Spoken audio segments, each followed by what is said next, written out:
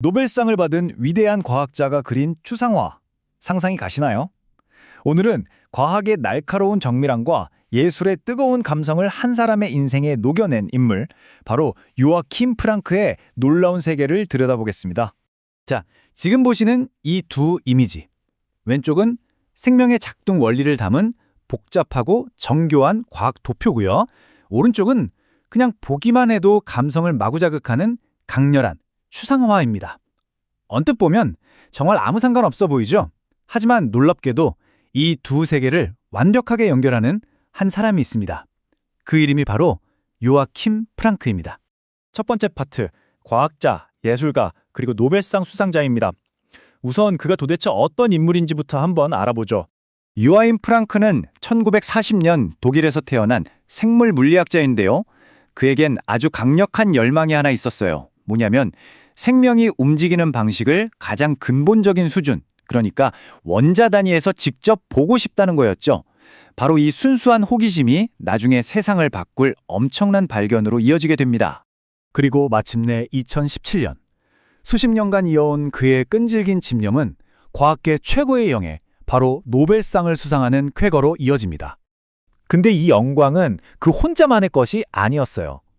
자크 디봇이 리처드 핸더슨이라는 두 동료 과학자와 함께 노벨 화학상을 공동 수상했거든요. 이건 정말 상징적인 장면이에요. 현대 과학의 위대한 발견은 더 이상 한 명의 외로운 천재가 아니라 끈기 있는 협력을 통해 탄생한다는 걸 제대로 보여줬죠. 자, 다음으로 생명의 보이지 않는 청사진입니다. 그럼 그가 해결했다는 그 과학적 난제는 정확히 뭐였을까요? 그의 업적, 그 핵심으로 한번 들어가 보겠습니다. 그의 기술, 저온전자 현미경, 줄여서 크라이오-EM이라고 하는데요. 핵심 원리는 의외로 간단하게 이해할 수 있습니다. 살아있는 상태 그대로의 생체 분자를요, 손상 없이 유리질 얼음이라는 특수한 얼음 속에 순식간에 얼려버리는 거예요. 그리고는 찰칵 하고 사진을 찍듯이 그 구조를 포착하는 거죠. 이전까지 과학자들은 상상만 하던 일이었습니다. 이 과정은 크게 세 단계로 이루어져요. 먼저 시료를 아주 빠르게 얼리고요. 그 다음엔 서로 다른 각도에서 수많은 2D 이미지를 얻어냅니다. 그리고 마지막으로 컴퓨터가 이 수많은 흐릿한 이미지들을 마치 엄청나게 복잡한 퍼즐을 맞추듯이 조합해서 완벽한 3D 구조를 만들어내는 겁니다. 지금 보시는 이 전체 작업 과정이 그 원리를 한눈에 보여주는데요. 왼쪽의 시료 준비에서 시작해서 수많은 2D 이미지들을 분류하고 최종적으로 오른쪽에 보이는 정밀한 3D 구조 모델을 재구성해내기까지. 이게 그냥 단순한 데이터 처리 과정이 아니라 보이지 않는 세계를 보이게 만드는 하나의 예술 같지 않으세요? 물론 이 기술이 하루아침에 짠 하고 나타난 건 아니에요. 이 타임라인을 보시면 1970년대에 이론적인 아이디어가 나온 이후로 수십 년에 걸쳐서 기술이 차곡차곡 발전해 왔다는 걸 알 수 있습니다. 특히 2010년대에 개발된 새로운 검출기 기술이 결정적인 해상도 혁명을 가져왔죠. 그런데 말이죠. 프랑크에게 이 데이터는 그냥 과학적인 분석 대상이 아니었습니다. 자, 이제 그의 또 다른 세계로 한번 넘어가 보겠습니다. 데이터에서 캔버스로입니다. 프랑크는 자신의 철학을 바로 이 한마디로 요약했습니다. 그에게 과학과 예술은 서로 다른 게 아니라 세상을 더 깊이 이해하기 위한 두 가지 방식이었던 거죠. 바로 이 지점에서 프랑크는 다른 과학자들과는 완전히 다른 길을 걷습니다. 대부분의 과학자들한테 크라이오-EM 데이터는 분석하고 논문 쓰면 끝나는 그냥 숫자의 집합일 뿐이거든요. 하지만 프랑크에게 이 데이터는 새로운 창조를 위한 하나의 캔버스였습니다. 이 작품을 한번 보세요. 이건 단백질의 3D 구조라는 과학적 사실에 기반한 예술입니다. 그는 그 차갑고 무미건조한 데이터에 다채로운 색과 유기적인 형태 또 질감을 입혀서 우리 눈으로는 절대 볼 수 없는 분자 세계의 역동적인 아름다움을 표현해내는 겁니다. 그의 예술은 그냥 아름답기만 한 게 아니에요.